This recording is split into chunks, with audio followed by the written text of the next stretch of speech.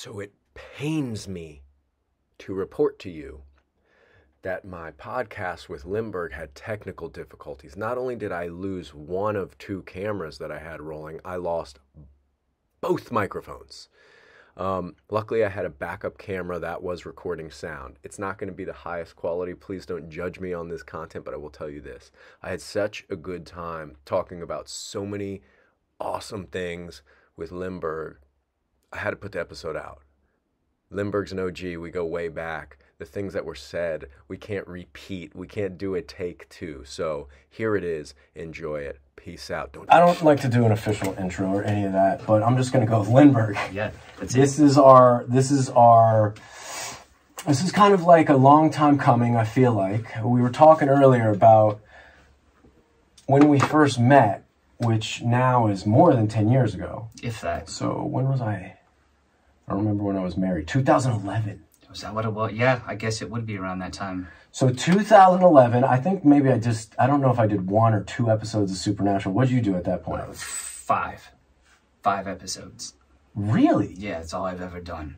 5? 4 in season 2 and then 1 in season 5. 1 in season 5. And so that 1 in season 5 inevitably is what brought us to that convention on my honeymoon that I met you in we were in Sao Paulo. Yeah, Brazil. And I walked downstairs and it was the first day. Hold on, tangent. I think the only people at the convention were me, you, and Misha. That's it. It was the most random 3. And that would never happen again. No. That would never happen again. People don't know. I don't like to talk to the camera, but people don't know how lucky they were to see me, you, and Misha headline. Yeah. I'm going to say a triple headliner. Yeah. I'm not going to say Misha's a headliner. I'm saying we were a triple headliner. We were a triple headliner. Season 5. Season 5, yeah. And yet you were on your honeymoon, I believe. Like, that was the deal. And I came down that morning, and I think I met you and Mandy that morning.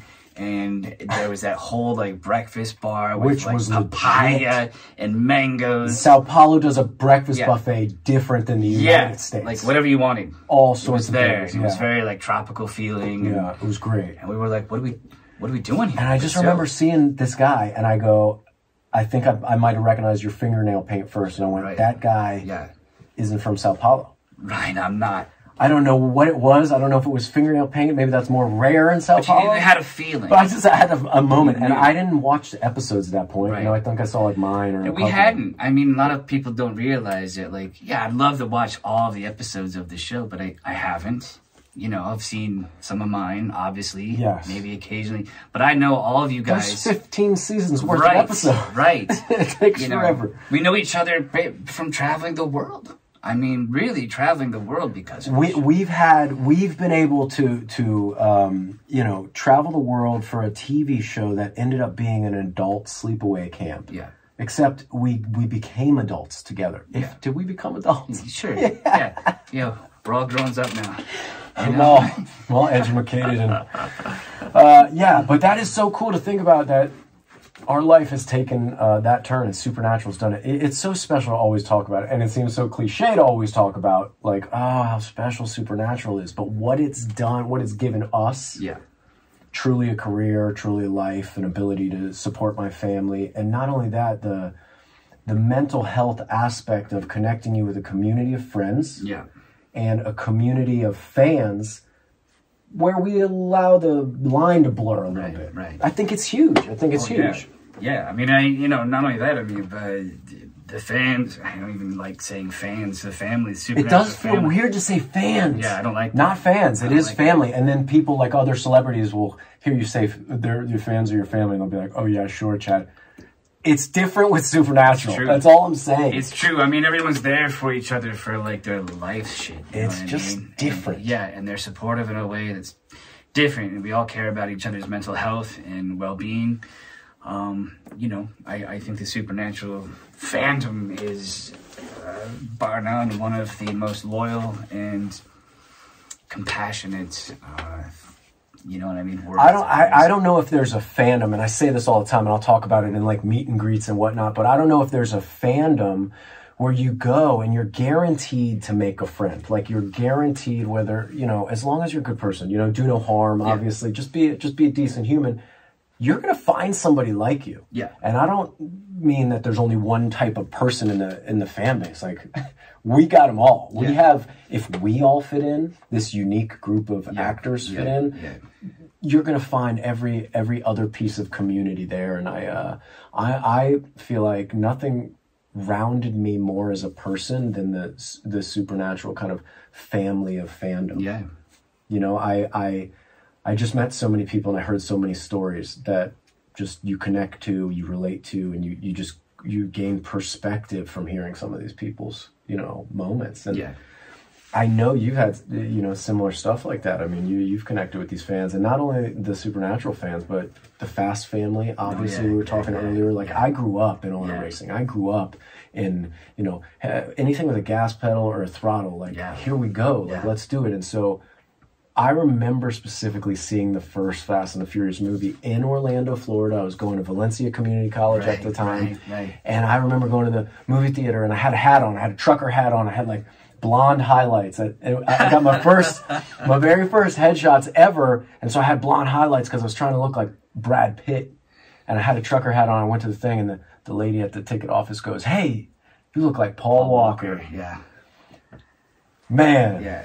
What a moment, you know, like this guy who, you know, obviously was like going to be the movie star because the movie looked so cool. And then you get in the movie theater, and for a kid in Florida who came up in auto racing, came up in dirt bikes, came up in racing go-karts, race boats, anything crazy, there was finally a movie for me that wasn't like Dukes of Hazzard, you know, there was a car movie. Yeah. A lowrider, souped up, Superfly, slam fest, car show. Brought speed to the screen for the first time. Yes, and almost a culture that people hadn't seen a lot of. No, it right, was, the car culture. Well, it was bubbling up. There was an article that was done called Racer X, and basically it was about this underground scene, and it was just under the surface. And then the director Cohen got a hold of it, the idea.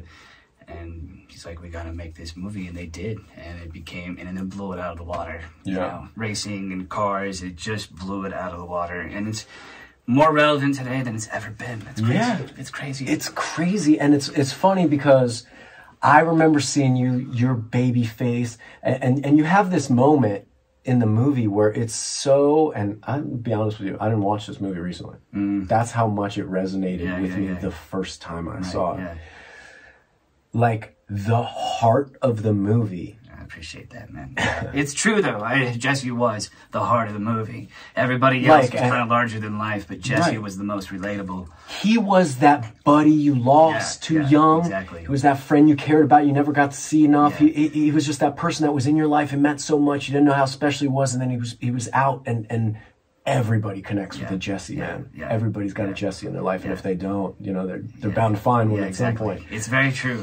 What was that? So I'm gonna just get interviewee for a second. Forgive me, bro. I'm gonna be the fan. My wife actually said, she mentioned yesterday, she said, you know, you and Chad should interview each other, like from a fan's perspective, just for a second, just if you have a question. Like, is that interesting? I'm a fan of Chad, so it's easy. What's it like being part of that movie? How did I'm sure you talked about it a lot at nausea at this point. No, not at all, man. Well, it's funny because I actually turned down the audition twice. No way. Yeah. Isn't it funny how that type of stuff works out? Dude, it found me, thankfully. I, at the time, was like 23. You know, I had a lot of success at a young age, so I didn't really understand. When you're given big movies at the age of 20, 21 years old, you can't comprehend, especially right out of the gate. I started working, so I didn't really have a grasp on what certain things meant. And at the time, I thought, oh, I'm going to be this really cool indie actor and do serious work. And I got the script. It was called Red Line at the time, and I was not... That's right. I didn't connect with it. I didn't connect with it. And they also it was also another computer geek role.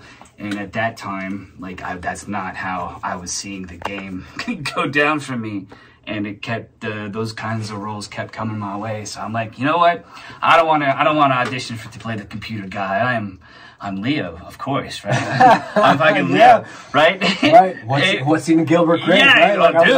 That's exactly right, though. We're gonna be like that. That's what inspired me was that fucking. If I met you that young, I would have been like, Yeah, him, yes. And now that would have taken me right out of the picture when I met a real guy that I could picture doing that role. But everybody wanted to be that actor. He's, yeah, exactly. So I passed. My agent called me at the time, threw me up the wall, said, "Why aren't you going in?" I'm like, I really don't want to. I really don't want to be the computer guy. I'm passing. So she hung up the phone on me. She called me again, tried to convince me just to audition, and I was such a little punk. Always grateful for things, but I was just like, no, I'm good. Yeah. Hung up the phone. The next day, another agent called me. He's like, "Yo, big man, just go in." It's the way he said it to me. He's like, "Just go in, let him see you." So I did. And then I literally got called back, I think, the next day to go read with a couple of the other actors. I got this movie. Went and filmed it, had an amazing time. Just to show you where my mind was at. Just before it came out, my mom said, "Do you want to have a screening back home for everybody, friends and family to come see this movie?" And I said, "Mom, no one's ever going to see this film." Well, I learned right away that that was not true.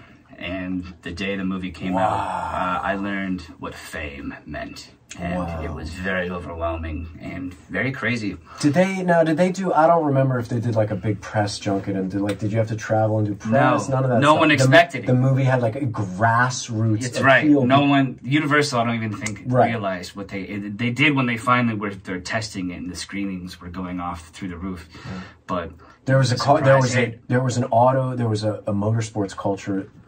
It was waiting to like explode, and then as soon as it did, it blew. And so I wonder how much the Fast franchise has affected what we get to see otherwise in kind of car and motorsports on TV, like the reality world. Yeah. Like how many custom car shows were there pre Fast and the Furious? A few.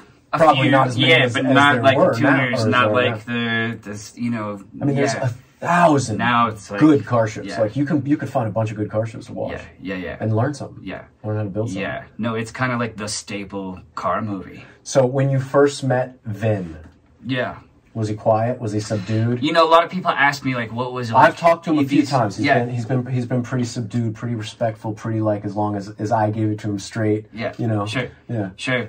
A lot of people ask, you know, what was everybody like? And I say, nobody was famous yet. Nobody. It was a pure organic time. There was no preconception of the Fast and the Furious. It was just virtually most of us were all unknowns. We had done a couple studio films. All of us had, kind of. But it was just this thing. And then he became Vin, right? And then Paul. And then everybody was like, oh, the Fast and the Furious. Right. You know? And then it became this runaway franchise now that's like they're doing 10 and then separate parts of 10 but no matter what, it's always going to lead back to number one. Yeah, that's it. 100%. Yeah, you know. I mean, it does not exist. The franchise doesn't exist without number one. Hobbs and Shaw, none of it. None of it does. None of it exists. Yeah. And forgive me for saying to the fans out there, here I am talking to the camera again. None of it would exist without the first movie. The first movie wouldn't have been as successful without a heartfelt Jesse storyline. I'm just saying, not to boost your ego or kiss your ass. Moments of characters resonate with you for life. Jesse's one of those. It's important to call it out. It's important to call it what it is. It means a lot to me, man. I don't know if I get to tell you again, but this is that moment. We're going to record it, and people are going to know that I said it once. Thank you, dude.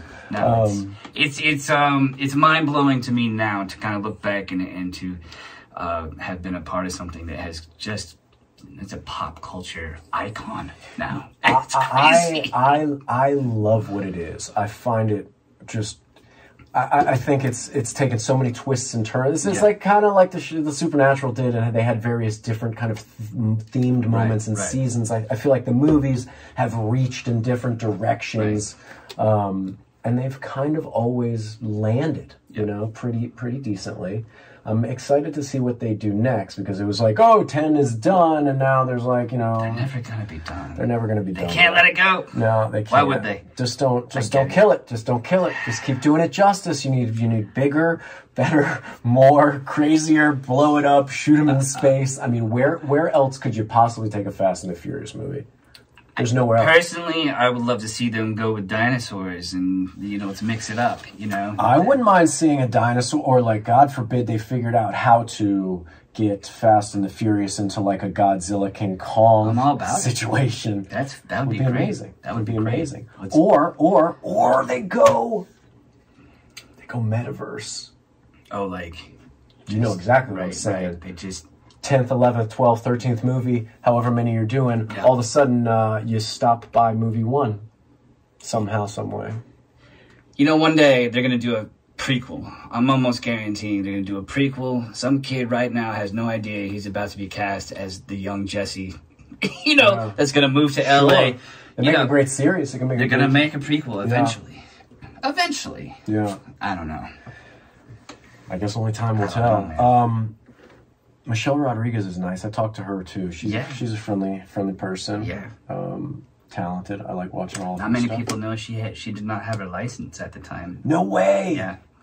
When awesome. we were filming. Yeah, because she was from New York. I have to say that's like, isn't that great? That checks out. Yeah. Like that's like she didn't have her yet. That's like an OG. Like when I hear that, and like last time I talked to Michelle, we were at a Charlize. Was doing like I was supposed to be there. I wish you were. I was filming, man. I was filming. I was with all those cats there at that last one, and somebody was at the event for Charlize's charity. I believe to properly Africa Outreach Project. Right. Yes. Shout it out for her. They had like all these cool themes. It was on a back lot at Universal, and I was just doing some interviews there, and they had double Dutch jump rope, and Michelle was DJing. That's amazing. And she had like a mask in this thing, and she was just playing into it, and she was like underestimating herself, but it was you could just tell she was a legit homie. Yeah. She is. You could just tell. And so now my point being is that getting back to her driving without a driver's license. Well, I don't think it was. She didn't have a license, so they weren't even. We didn't even barely drive those things. That was the thing. Listen, Chad Lindberg's not ratting anybody out here. I'm just gonna pretend in my mind Michelle Rodriguez is cool enough, which doesn't make you super cool to drive without a license, by the way. Yeah, but she would pull that off, and it should be totally. If there was any driving, we were just literally pulling up to our marks. Okay, wait, hold on a second. Yeah.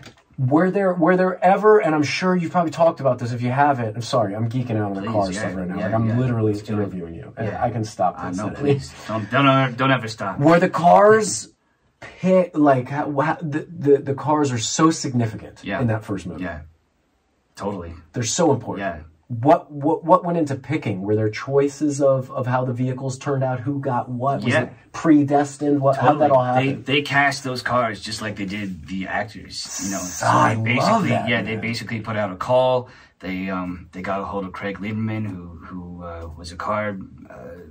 He had his hand in all of this, and reached out to these people, and so they cast the cars basically, and we didn't know until we got there on set. And they were like, this is your car. And everyone's just kind of fit, you know? And I tell people, you know, my lucky number, my life number has always been 44. It's just one of my numbers. Yeah. Well, when I got there... It's funny because mine's 8. Is it? Yours is 8. Yeah, so 4 plus 4 is 8. That's why we love each other. We're connected. Yeah. I get there, and if you look on the Jetta, there's a 4, and there's a 4 on each side of the Jetta. Now, that was...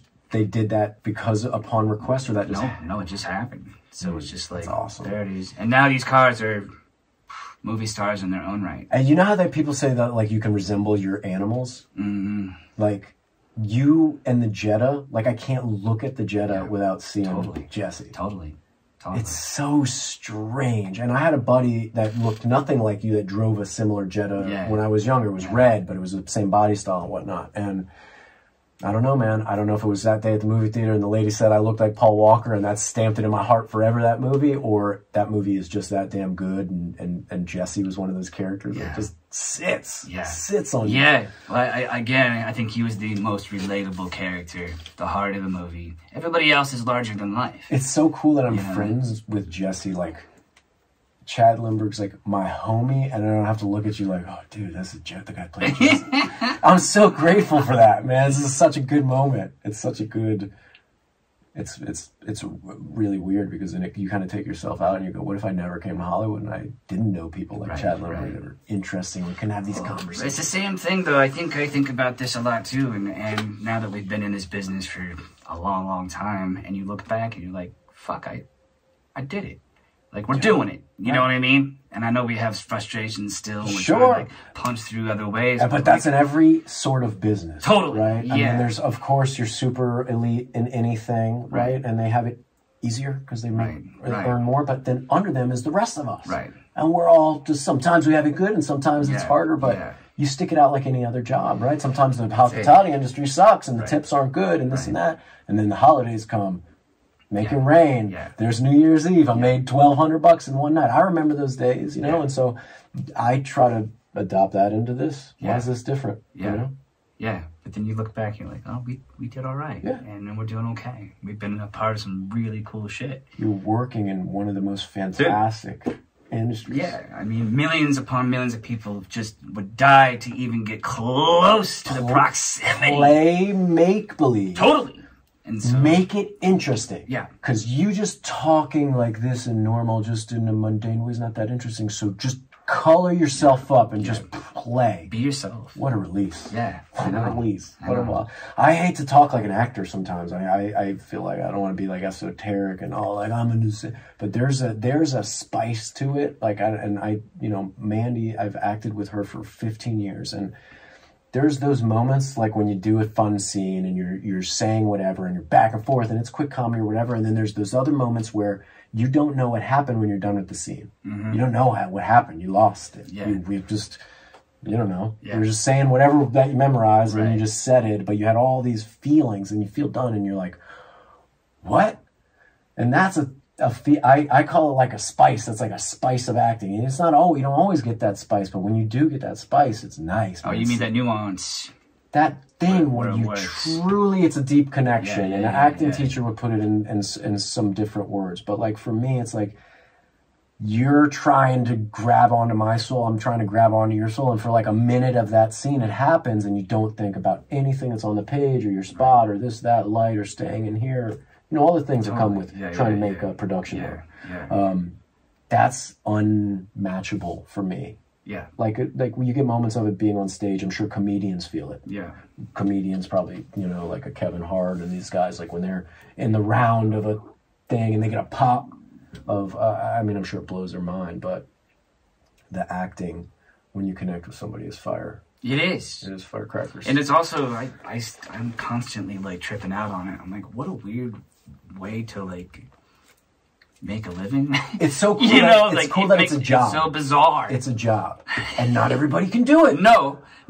A lot of people can't even imagine doing it. They'll freak out. Oh yeah. The acting, but you also have to consider the crew, your marks. It's a juggling act. I tell people it's a juggling act. You know what I mean? And there's and you know, I saw Matt Damon one time. I think it was like he was talking about the Bourne movies or something, but he was like, the director told him, hey, don't do anything for camera.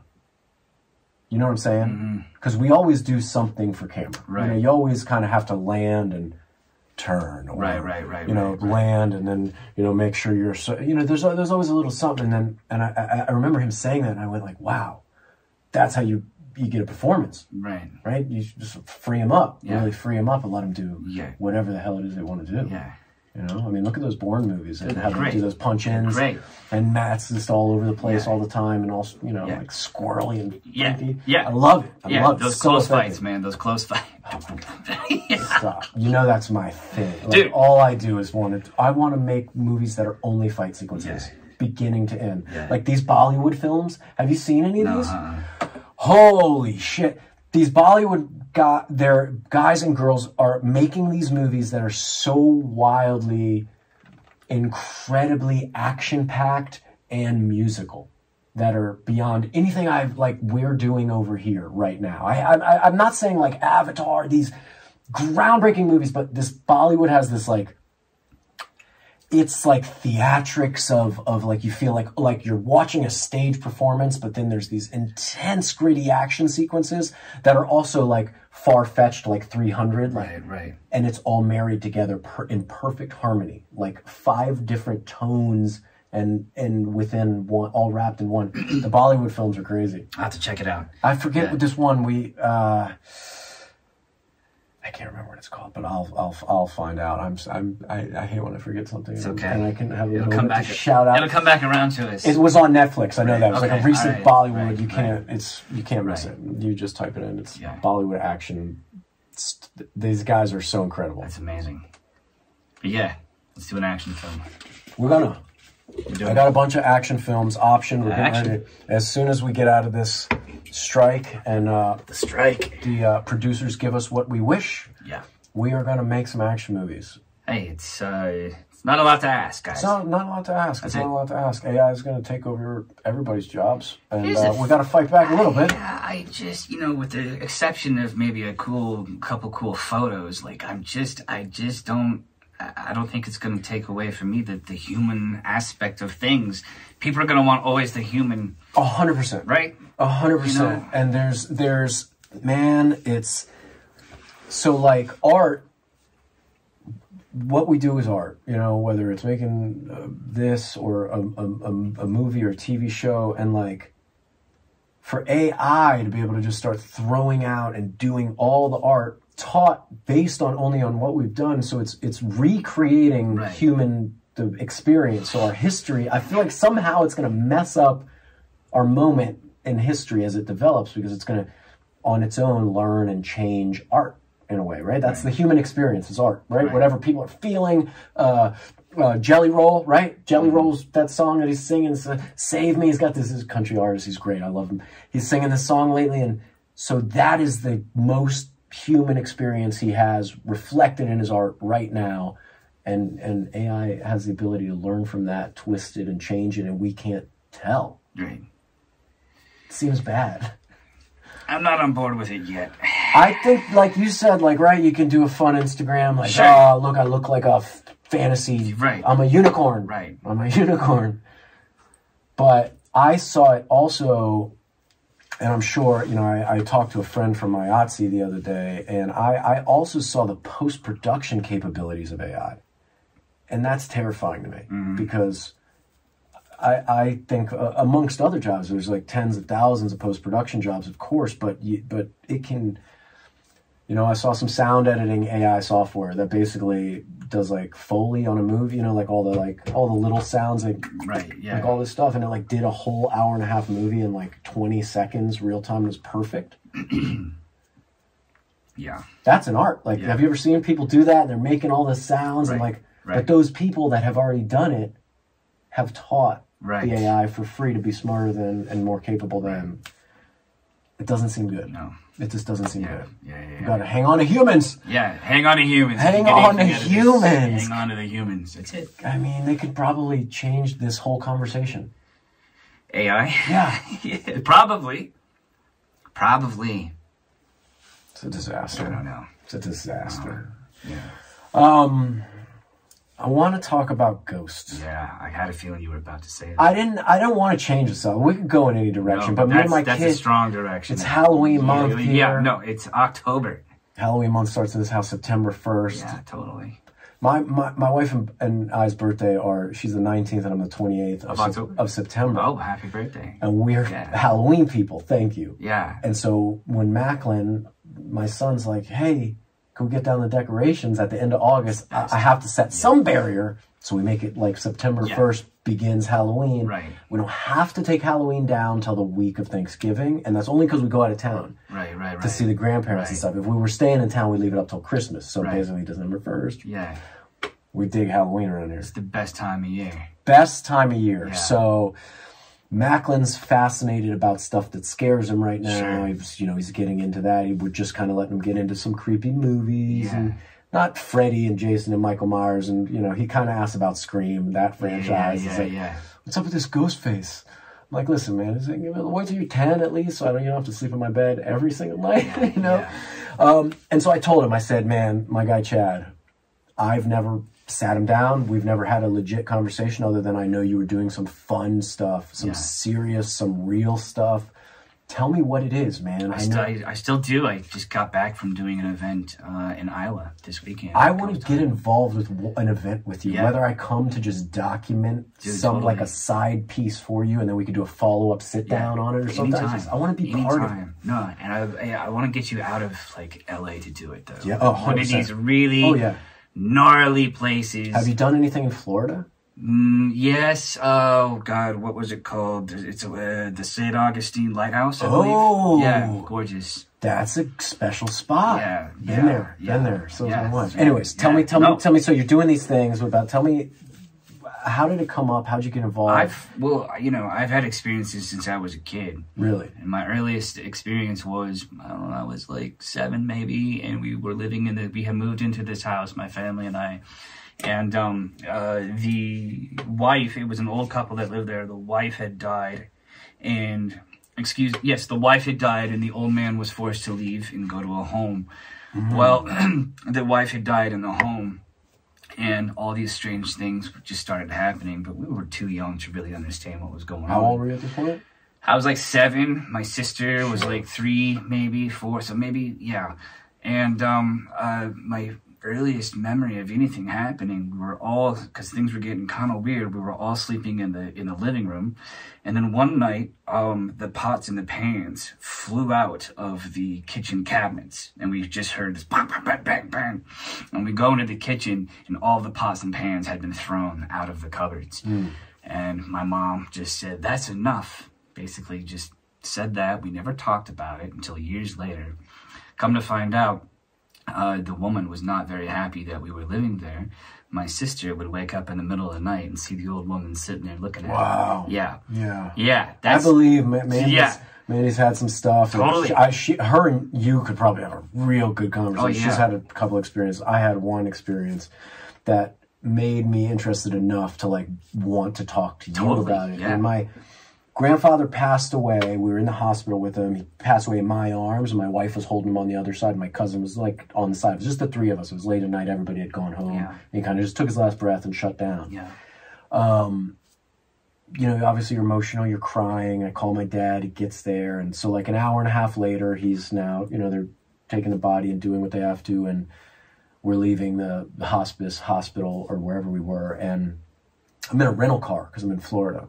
It's a brand new Cadillac. I rented a nice 4-door black Cadillac, whatever it was, but whatever the year he died, it's 2011. It's on my leg. And so I'm driving home, and it's like a 20-mile just straight shot from the hospital to my house. Radio's off, headlights are on, it's dark, it's like 1 a.m. I'm just driving. Mandy's with me. I'm just crying, just, feeling things, going through your moments. And, you said goodbye to somebody, and it's just, I'm just going like this. And then out of nowhere, 2 lights on the console, like where the radio was, go on, like just 2 periods, like just 2 dots, like 2 vampire fangs. And not like Cohen close like that, but like this way next to each other. Just 2 dots. And then I'm like this, I'm holding the steering wheel, Mandy's on the other side, and we both look down, and we see these 2 dots, and they're glowing. And then, more than a feeling, this song, just the chorus plays, and it shuts off. It's like, da-da-da, it's more than a feeling, more than a feel. It shuts off, and the radio goes off. And like, I just thought immediately, that was 100% him communicating somehow. Yeah. And I know the height of emotions and the height of, I was tired. I'd flown in. I'd been up for probably about 40 hours or something, and so your mind plays tricks on you, but Mandy was with me. Right. And so like I had a person to see exactly, feel exactly. the exact same thing. And she said it was him, and that was a crazy moment. And so now I've been hesitant to explore, but open to it. And so I feel like you're the guy to have the conversation with. Well, I think a lot of spirits or loved ones, they can play through, what am I trying to say? Like music, instruments, radio, like frequency. Yeah, no. So radio. Yeah, exactly. Radio, technical, things. Just that's because it's energy, right? Yeah, I mean, you imagine it's somehow the soul or whatever it may or may not be transfers energy, it is energy. So why wouldn't it be able to work through some sort of mechanical thing to give you some sort of validation, you know? But it's. Do you think you'll ever know? No, like, we're not meant to. Right. I don't think we're meant to. Yeah. There's a reason why we don't know what the fuck is going on. Yeah. You know? Yeah. And that's what drives me nuts about it, too, because I don't think that this is normal. I don't think that life is a normal thing. I don't think being human is normal. Yeah. I think a lot of people just walk around daily thinking, this is the fucking most normal thing in the world. It's not. You add dogs on top of it. You want to add pets and weird shit on top of that. What is that? What is your dog? That's crazy. That came from a wolf? Totally. Furry creature. They were all wolves. Over here, right? Just walking around. I mean, and then you add all of the weird, crazy shit that's, you know, you add death on top of that. You know, it blows my mind. Do you think about death at all? Every day. Like, All the time. Do you think about, like, are you scared of it? You worry about it or comfortable with it? My main concern is losing people that I love. Right. And going through that, because it's awful.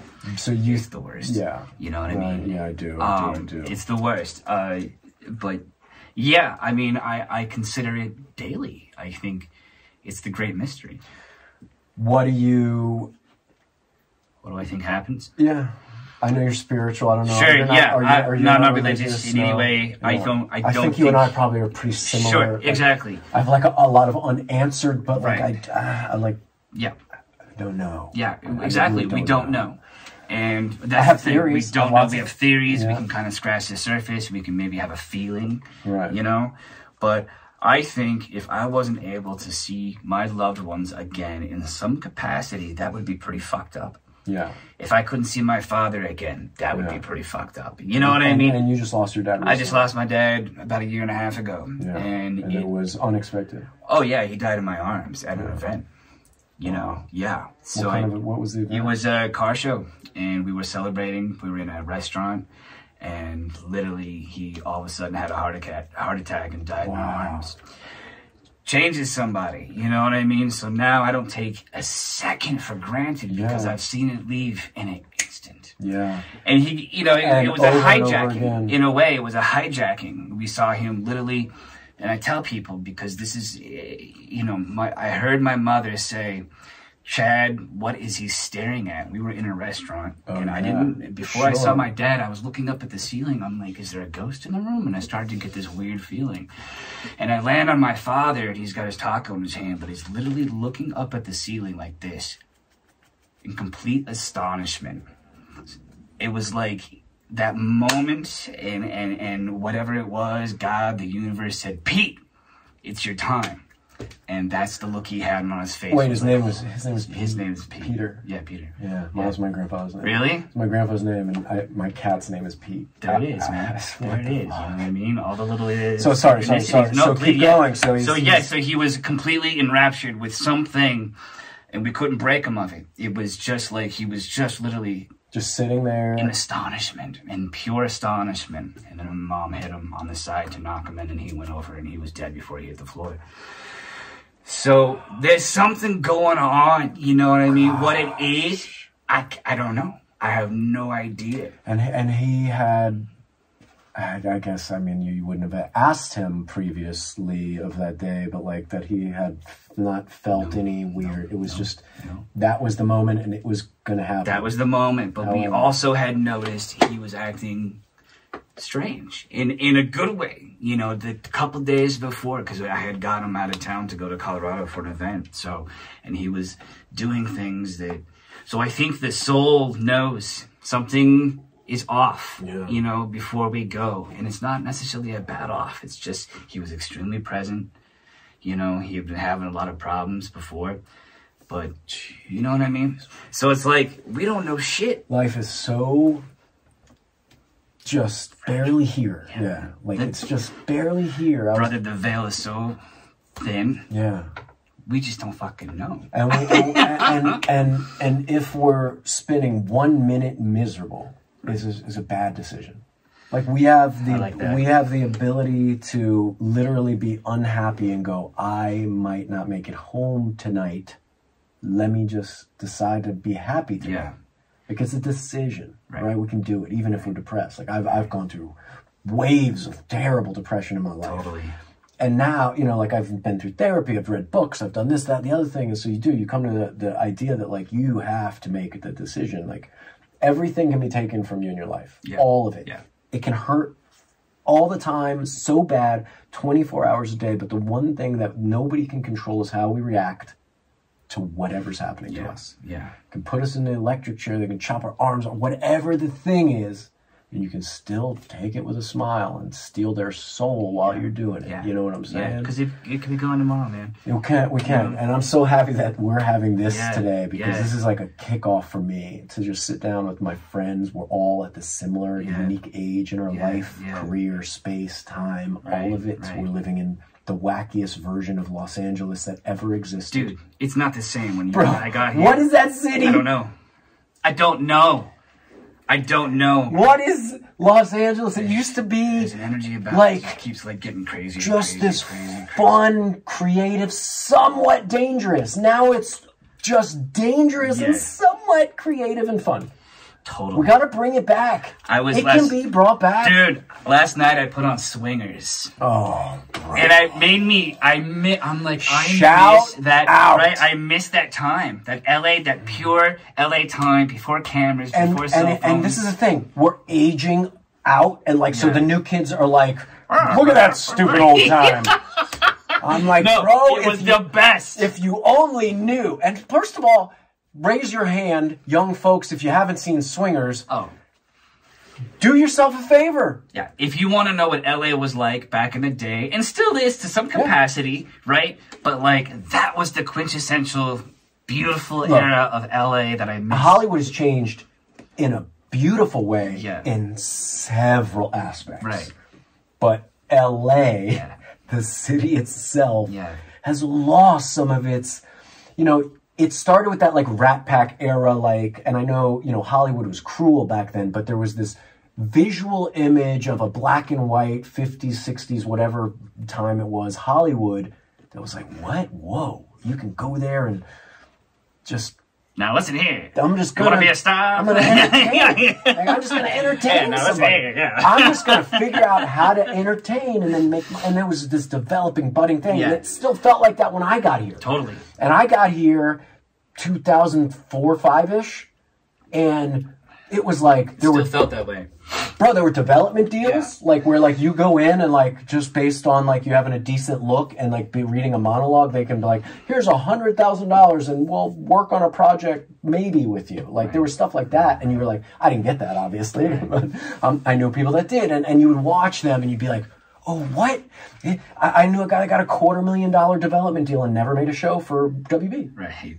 And so you're like, that could happen. So like you have that hope, but that doesn't really exist anymore. We can't even audition in person, really. Like it's... Yeah.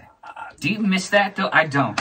I do and I don't. And I'm only going to tell you that I do because from the directing standpoint, I can watch a tape and see an actor in real life and go, you think it's the same performance? Because that was two different people. Yeah. There's something about owning a room, and I know we've heard that terminology, having but and all that. But like, if you can win somebody over, like it's the same thing with me and you not texting this conversation. Right, exactly. You and I text pretty well. We get each other's back and forth. Yeah, exactly. Now here we are on a conversation that we haven't prepared a thing for, and it's 45 minutes in. And, you know what I'm saying? And so like, there's something said for humanity and a human energy in a room. I don't know what it is. I notice it more from being a director and trying to give actors opportunities to do better. Right. And I feel like if you do it in the room and they get a second take and you just go, hey, I like that. Just tell them you like the first one and then do something different in the second one. Right. Whether it's happy or sad or angry, I don't care what it is give me another something. Yeah. And you don't really get that on there. And then what you should be seeing on the tape is their best performance turned in. Right. But the tape doesn't always lend itself to your best performance. The lighting may be off, the camera may be off, the sound may be off. And even if it's your best audition, it looks like shit because it's on the crappy camcorder. I don't like that. Right. I don't like that to be a possibility. Right. Because I care about an actor. Yeah. I want to be an actor. I will like acting. I want to give a good performance. I also care as a director to give to actors what I don't get, what I wish I got from directors. So I do miss somewhat, you know. Bless you. Excuse me. What's on? So I do miss auditioning in person. But I also like the fact that we can meet anybody, like for a general meeting on a Zoom. Like a director wants to meet you. All right, I can be on in 15 minutes. You want to see the real me? Here's the real me. This is what I look like in 10 minutes without being prepared. I'll read this. Like I like the spontaneity of it. I think that's good. You get to know what a person's about when they're not prepared. Right. Just open your computer, call me up. Right. You know, some people don't like that. Yeah. But you don't like being in the room? Dude, no, I mean, I do like getting that instant You're an in the room guy, just so you know. I appreciate that. If that. I see you in person, like, oh, this guy. Like I don't need to see auditions. You know, like on tape, you're like, I don't really feel who he is in real life, but like your energy is like says enough. You know, it says you have character. Well, then right back at you, dude. We're personable guys. We get in there, charm it up. Hey guys, so you need a room. You need a room. There you go. You're rat packing it. Totally. But I don't miss the stress of those auditions. I don't miss waiting around to 6 p.m. to have to go in for a callback and drive across town. I don't miss the parking. I don't miss going in there and everybody we size each other up. That's just a natural thing. But it's competitive. Is it good? Is it good? Yeah. And hearing the guy in the room before you, he could either be great it's worse. or the worst, because you're like, oh, he's fucking Have you ever heard somebody yell real crazy when you know they shouldn't be yelling? Like just... you know it was supposed to be like one of those quiet enraged moments, and you hear the fucking guy like he's doing power squats. You're like, okay, I got this. You're like, oh man, and then you hear the response, and then it's like, okay, thank you. Okay. And you're like, oh Jesus, okay. And then you walk in the room, and like you're kind of like looking at the person to see how they're feeling, and clearly they're just like, please don't do that. Just got to look on their face. Like, just don't yell at me like the last asshole did. Yeah. I've done it. We've all been there. We've all been there. We've all been there. Bro, I've been the asshole that yelled because I didn't know and I was too green, and I saw like Leonardo DiCaprio in a movie and I wanted to just be him but in the wrong scene. Yeah. Like I'm doing a sitcom and I'm trying to be Leo from The Departed. Yeah, totally. And I'm like, you don't know what I'm talking about!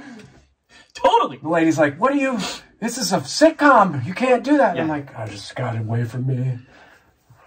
Acting. We've acted. What is that? It makes no sense. Everybody's an actor, man. Everybody's acting anyways. Oh, I know. Politicians are the best ones. Oh, man. They're acting. They're all actors. All of them. I'm not going to get political as far as claiming that everybody's an actor. All right. I don't want to move lightly away from the stuff we were talking about with your dad, but there's a lot of at the midlife age, I guess it starts from like, let's say like 38 to 52. Really, it's like 40 to 50-ish, but you start losing a lot of friends. Yeah.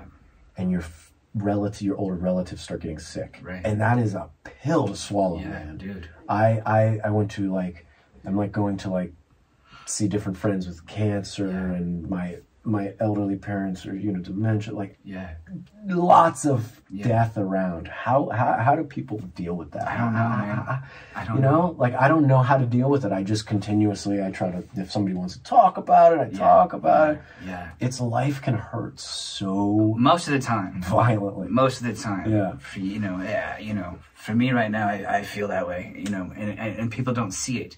I don't show them that. Well, you're not allowed, really. You're not really allowed, and I hate to make it a gender thing, but it does sometimes. It's like nobody wants to hear it from a dude. I've felt that way towards dudes, and dudes have felt that way towards me. Like, hey, dude, I know you're hurting. Just suck it up and fucking go earn a living.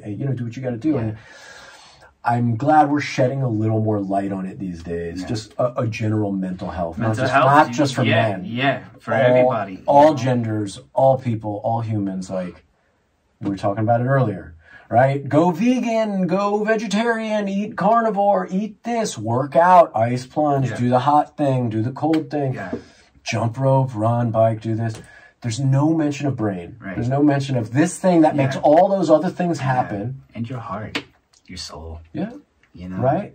Dude. You can die from heartache. Oh, You know? 100%. Here you see these crazy stories of these people that take their last breaths together, spent their Died life of a together. broken heart, man. It's totally possible, you know. I have felt that type of like chest pain before, where I didn't feel like I was having a heart attack. I felt like my heart ached, Yeah. not heartburn. Like, you know what I'm saying? Like you lose somebody or you hear some news that is just like, I can't not feel it. Yeah. And your chest is like, could this kill me right now? Take your breath away. It's wild. Yeah. It's wild how it's just wild I how know. it works, man. I know. Either do I. And it goes back to being human. I'm like, what the fuck's going on? You know, it makes no sense to me. I mean, but the only thing that's going on that I think is necessary is to kind of experience each other. Like I think the job is important too, so you have some purpose. Right. You have a purpose to do a thing. But the thing, like the why we're here, like I don't want to say that I have it figured out, but that question, right? I turned 40 and I was going, do I want to be an actor? Do I want to be a director? Do I want to be in Hollywood? Do I want to live here? Do I want to be in New Zealand? Yeah. And you start, because people start dying around you, and you're like, Yeah. do I? What am I doing? How much time do I have left? Yeah. And it's this balance of being like, oh, I don't want to Is waste that, time. are we midlife crisis-y? I guess so, maybe. Is that what they call it? Damn it. I mean, 40, if you make it to 80, I guess is a kind of a I'll midlife be 47 crisis. in 3 weeks. I don't know what the hell that's about. Is your... November 1st. Oh my gosh, I was going to say it was on Halloween. Just about, my mom held me in. She did not want a Halloween bag. Happy early birthday. No, Thank mom you. does. No, because it's wild on Halloween. The energy is wild. But shit. I mean, you listen, your energy oozes Halloween right through November 1st. Totally. And then November 1st, everybody's like, you know what I mean? We're thinking about Thanksgiving now. We got Christmas around the corner. It's all about giving. And, Right. and Halloween. I love how we're done like, throwing eggs and spraying silly string on Totally. people with toilet paper. Dude, totally. Are you dressing up this year? I've never not dressed up ever, and I will never not dress up ever. Like, as I am, forgive me for saying, but like, I am slutty for Halloween. I don't mean I need to wear like... No, I know what you're talking about. Naked costume. No. I mean, like, I'm just like, take me. Just give it to Just, me. Yeah. Give me candy. Yeah. Give me some friends dressed up. Let me be some scary spooky. Let me get those movies. You know, I've done some really fun... Was my stomach juice or my stomach? I didn't hear it. It was like, it sounded like Beetlejuice. Yeah. I've done some movies in my past, like some fun, not so great, no offense to any of the filmmakers or actors. Sure.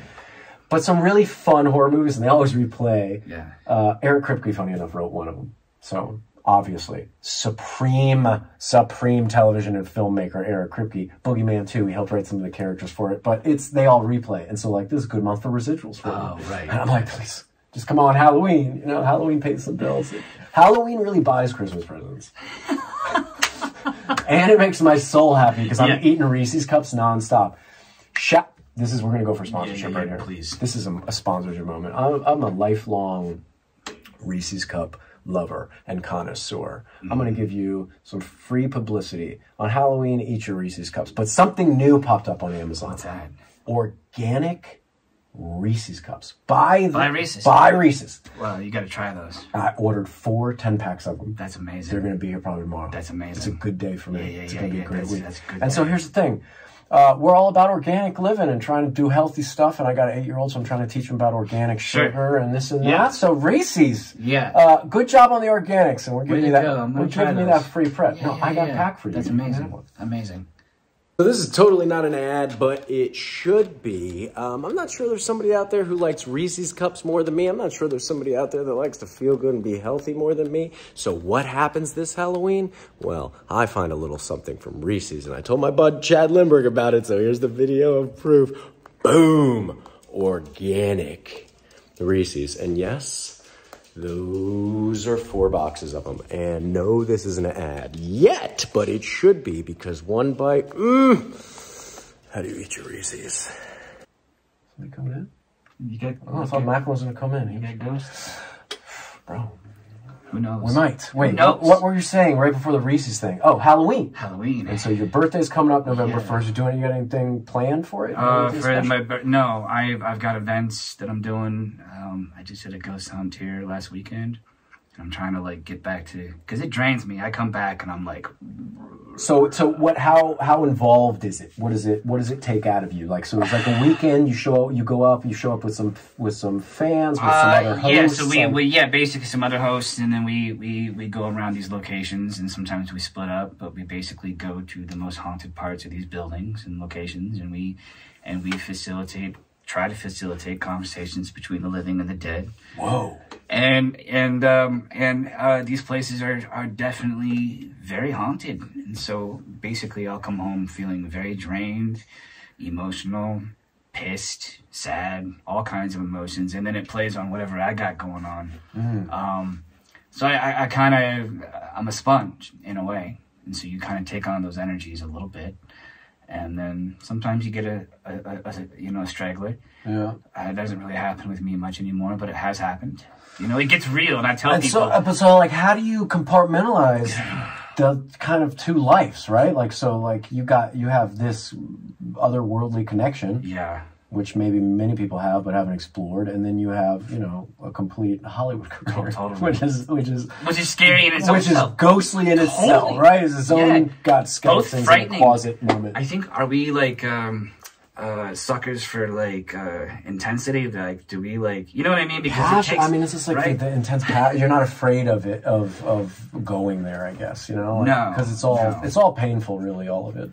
It's all painful, but you got to find the joy in it, right? It's like all the best music and best art comes from a lot of painful spots. Totally, 100%. But it's life has got its pain, but you're here, right? Yeah. You get to have one. Yeah, exactly. At least for today. Yeah. And so all right. We're doing okay. Yeah, we're doing all right. Lindberg and Cohen. MC on the mic, baby. We're sitting in a cubicle just talking crap on a weekday, and that's talking about the real shit. Yeah, it's awesome. It's just good to talk, man. We've touched on so many different topics. But this is what's good for the heart, right? Yeah. You know what I mean? Stuff like this. Wait, so when's your next? Do you have any upcoming events, like as far as anything goes, whether it be car show, visiting things that you're going to do, or ghost visiting things you're going to do? Any of that type of stuff? Yeah, I got a couple of like anything you want to plug while we're even sitting here, maybe. And while you're plugging it, I can be like, hey, I might want to try to come to that. Yeah, I'll be in Houston for an event this month, like a Comic-Con. How's Houston? You like it down there? I like Houston. I like Texas. Yeah, Texas is always good to me. Texas I love Austin. Fun. I haven't been back in a while. But I need to go back and visit the boys, and I want to go to the Jensen's Brewery and all that. Yeah, man. Yeah. Other than that, man, I'm just taking a day at a time, right? You know what I mean? It's Halloween time. It's the best time of year. It's the best time. It's cooling off in LA. Although we had a mild summer. Dude. It wasn't as bad as the last one. But we had a lot of rain this past year. I need the heat to go away. Yeah. I need the heat to go away, brother. It's hot. I went out to Joshua Tree, and I'm trying to pitch my wife and kid and my dad on going in on me on like 5 acres in Joshua Tree to build like some kind of container, kind of real fun retreat, kind of just for people to get away to, like almost like an Airbnb possibility, but like for within my circles of friends and family. And then I wanted to like do a reality show based on the development of it. Well, I take Mandy out there, I rent an Airbnb. It's actually a container home Airbnb already built. Somebody else did. We rented on Airbnb, and I go out there, and it happens to be the hottest day in Joshua Tree in the summer. It was like 119. That's ridiculous. And she wasn't having it. No, who's having it? She was like, this is where you're going to invest money? Yeah. In the oven? Like, we went to a restaurant, the air conditioner was on, but it was like hot. Like, it was like, this is a hot desert day. You get like 1-2 weeks in the summer that are, brutal, real brutal in the desert. So she was like, nah, let's pick somewhere cooler. I was like, all right. So I'm going to wait till December and bring her back again. Show her this. You're going to love Joshua Tree. Yeah, it's great. Get out there. It's great. Get out there. Nature, sky. A little of this, a little of that. It's a little of this and a lot of that. You know? Yeah, a lot of that. Yeah. Zero, what is it, buddy? We're not going to take you for a walk, man. You're trying zero, to like you want somebody to hold him. Zeroing in. He's zeroing in. Yeah. All right, well, should we talk? Should we keep going, or should we wrap it up? I feel like there's like at least one more thing we have to cover. All right, I don't know what it is. I don't know what it is, but I feel like we've got to cover it. Well, let's think about it. We talked about your pop, which was something that I really wanted to talk to you about as a friend. And I didn't think it was going to come up here. I thought we talked about it outside, but I'm glad we talked about it because my other buddy's losing his close people, and I just got people all around. We're all the same age, and I don't want anybody choosing the easy way out. Yeah. You know what I'm saying? No, exactly, dude. I've had, you know, I want everybody's got a friend in me. Yeah. And right back That's what I say, and I put that out there to like the fans too. I say like, I know it's stupid, but my cameo is pretty cheap, and on my cameo, like I will leave you like a 10-minute video. Yeah. I vent to these people. Yeah. Like whatever they're going through, like I give it to them. I really try to be like not a Tony Robbins, but some twisted Matt Cohen version of positivity. We need that, dude. We need it so much. And for people that are watching, like, take something from this. You know what I mean? It's okay. It's okay to feel not okay. It's okay to hurt. It's okay to cry. I mean, you know, and to reach out to people if you need help. We got to reach out. I think like the pandemic made us so like, don't touch each other. We got to touch each other, man. We got to touch each other from afar, put our hands around each other when we're close.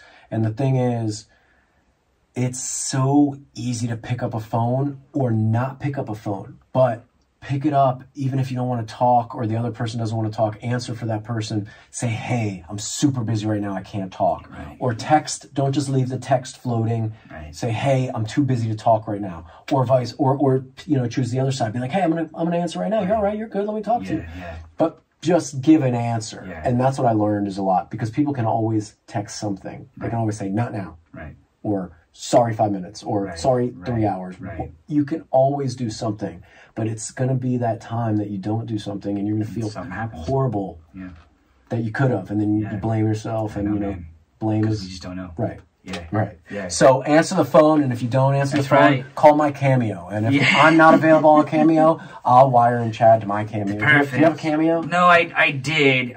But you know, and after Dad passed, I couldn't be there for people that the way that they needed. Sure. Me to, you know? I get it. Yeah. And I'm just I again, like I said, didn't prepare anything for this talk today. I love so it. when I'm asking these That's questions, the most organic thing. I love that. I'm just you know. Yeah. So, that's real shit. You know what I mean? there's no preparation in this, man. These are going to be real conversations. We're going to laugh. We're going to cry. Talk about everything in the middle. You know, why not? Yeah. And dude, I gotta say, it's amazing to come full circle with you, because like we started, especially the conventions, we started doing these together. This is the last thing we should talk about right here. Totally. The early days of the conventions. conventions. Before we even get there, so DJ Qualls has taken it over. Yeah. With his outfits and majestic. Love DJ thoroughly. He's one of my favorite human beings, but DJ, you didn't start this shit. I'll tell you how it got started. Here's the story, and Creation will back me up on this because they have to. Yeah. Once upon a time, I believe there was a talent show of sorts, of some kind of like, we were trying to create an event. It was kind of like that table hopping event where there's several tables, and it wasn't really working. The cocktail party. The actors don't really love that, and then it turned into some kind of like no holds bar, no preparation talent event hosted by like, I think Misha and I did it for a day, and then there was like kind of a karaoke event that like Spate did once or twice by himself in like a local karaoke bar, like, or in a bar in the hotel. And so right at that exact moment, all these events came, and you and I met in Brazil, and then Creation hired us to do some some events here. And we found ourselves in the lap of a karaoke kind of conspiracy, right? Like, we didn't know what was going on. They were rock concerts. We said, we need people standing. They can't be sitting. No. And then they fought us on that. Yeah. And Creation, listen, I'm going to make you guys look like the bad guy for a second, but we love you. We love you so, so, so much. The Creation was like, no, you know, obviously for, you know, whatever, legal reasons or whatever, they wanted people sitting. They wanted it to be a responsible evening. We were like, let's get people up. Let's push the chairs away. So finally, I believe there was one night where somebody was like, yeah, you guys can move some of the chairs. And I think... one of my favorite memories. Like... Yeah, I mean, like, Lindberg's in, like some kind of, like, Brad Pitt-esque era Fight Club trench faux fur, exactly. Non-lit secret glasses, eyeliner nails. Like, everything. Like, Keith Richards would have been severely jealous of the outfit, and you're there, and I'm there, and we're pumped up, and we're, you know, mostly sober for these things. We've never got, like, wasted to do them. We'd have, like, a drink with the fans or a shot with the fans. And then they were like, you can move the chairs. And we were like, all right, they're giving us some freedom. And for some reason, I was like inspired to go out into the back of the audience where there weren't people, pick up some chairs because it was like a rock concert, and just start throwing them. And so I threw like 3 or 4 chairs, like 30 chairs away. I was like, yeah! And people got up out of their chairs and all moved to the front. And like, I don't know if it was the same night or within the next like show or two.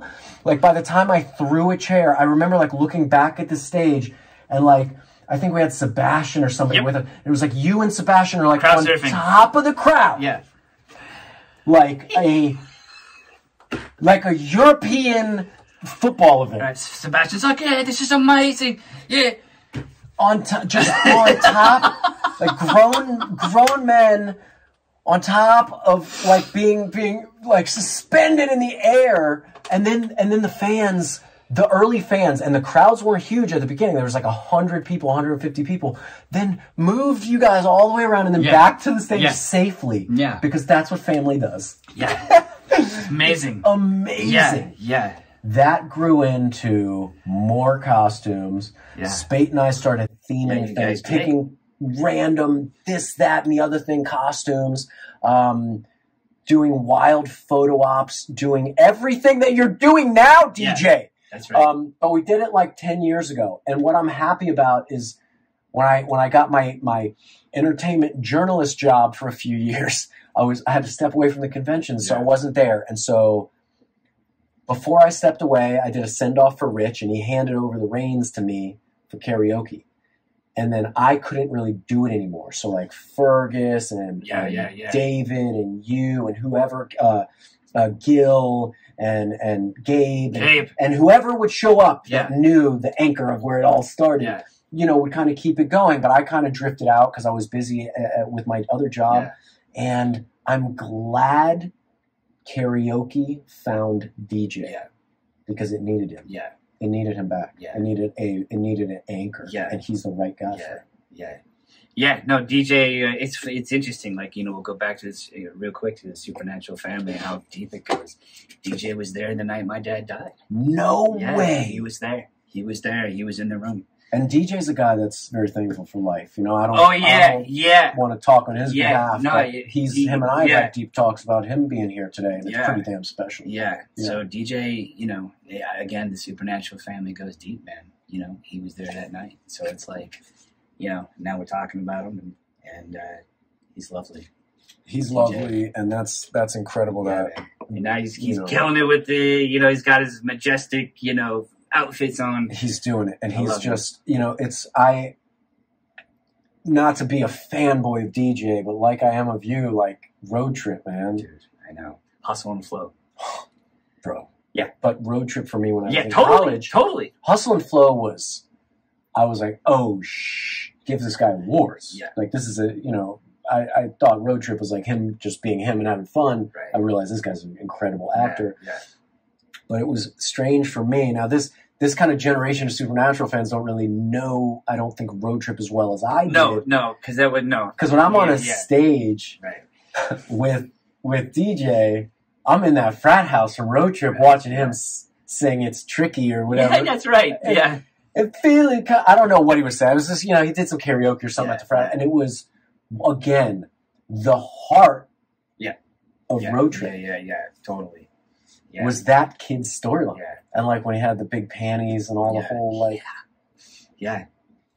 Anyway. It just goes to show you just never know in this business, right? And that's what I love about it. Like we could be struggling or not know what's happening for 2-3 years on end. And then all of a sudden you get that one role. You get that part. You get that call. And you're like, yes. Yeah. And I'm amazing. This is great. Yeah. I did it. And you can't, you know what? You got to do them all like that, though. Totally. That's the thing. That's it. Each one is a step. But even like feeling about them, like I don't know who said it back in the day. It was like Puff Daddy, Diddy, or Jay-Z, Hova. I don't know who's calling who what now. But there's somebody was like, you have to treat every track like it's your first time laying a track. And you're here to prove something. Right. And I think about that all the time in this business. Like, you want to just try hard. It's like, it's going to go on TV. It's going to live forever. It's never going to go away. All my bad performances, well, they're YouTubeable. Go find them right now. We've all got some. They're on there. Yeah. So like, you know, you want to grow and you want to try more at it. You just, I guess it's all about growing, right? Perspective and change and growth. What was my thing I used to do? I used to go perspective, perspective, growth, something like that. There's like 3 words that I used to do, but it would always be by changing your perspective, you would get growth. Right. Always. Right. And it always happens. And it's always true. And as a dad now, like, you know, you got to look at yourself as an 8-year-old sometimes. Right. Right. Got to do it. And you got to question all your parenting at the end of the day. Right. Make sure, did I do the right thing? Like, is that right? Or is that what my parents would have done or my grandparents would have done? Right. Anyways, you got to question. Question yourself. Self-examine. Always. Self-examine, Always. folks. Always. Don't be scared of self-examination. No, always. It's important. It's real. And delay. I like to delay as my new thing. Like something happens and I feel like I'm about to say something and I go, all right, I'm just going to go 5, 4, 3, 2. Okay, I won't say that because that's going to get me in trouble. Just hang on to it. Just hang on to it. But that's life. Yeah. You got to figure it out. I don't have it figured out, but when you do, let me know. I don't want to figure it out. No. Could you imagine? No. I figured it out. There's a reason again why we don't know. Right. I have the answer. Nobody wants that. There's a lot of peace in not knowing. What is it? Right. Ignorance is bliss, right? Sure. That's the thing. I am blissful. Yeah. To keep it blissful.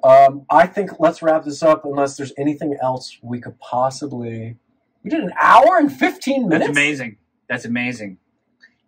And we didn't even need to talk about anything beforehand and nothing. It was just like this was just jump in. And we could, if we wanted to, keep going. I could easily sit bullshit with you for the next 5 hours. We could easily pause this, eat, and do this again, Yeah. and we should. Yeah. If there's so next week, I talked to Fergus. He's going to maybe come up and do one. Amazing.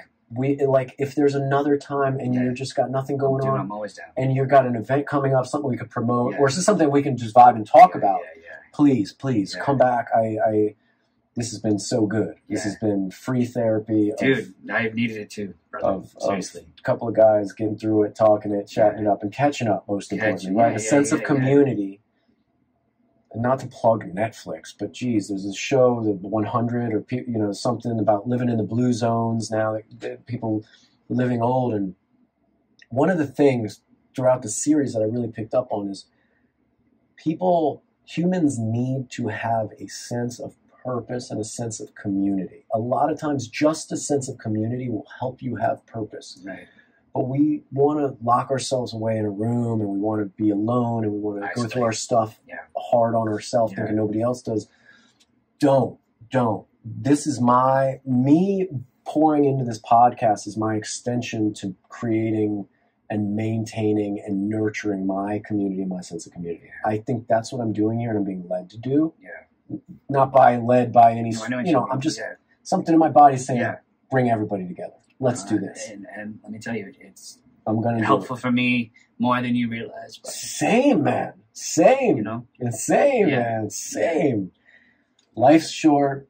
Life's too short, man. That's it. I got on there after Dad passed recently. You never know. You never know. But to remember that it is too short is a way to be grateful and live in grace and gratitude that you're here today. Yeah. And give everybody an extra second. Yeah. To fuck it up. Yeah. Today. Yeah. The barista, the gas station attendant, the person that's supposed to be doing the thing for you, cleaning up your thing or mowing your grass, give everybody just an extra second. Yeah. 5 seconds of extra humanity. They're fighting a battle you don't know about. I'm fighting a battle you don't know about. You're fighting something I have no idea about, but we're trying at least to give each other a space to say it's okay. Yeah. Give everybody a tiny bit of space. It's super. I'm like preaching to the thing. But I do. I really believe it, and you're inspiring me to say it, so that's why I'm saying it. We just can give each other, regardless of your political party, regardless of your skin color or your gender or your beliefs, just give each other space. We're all going to be dirt one day. Yeah. So chill. Yeah. Well, chill. Yeah. And, I love that we steered away from politics, but, it's like people. I'm like, you could be gone tomorrow, right?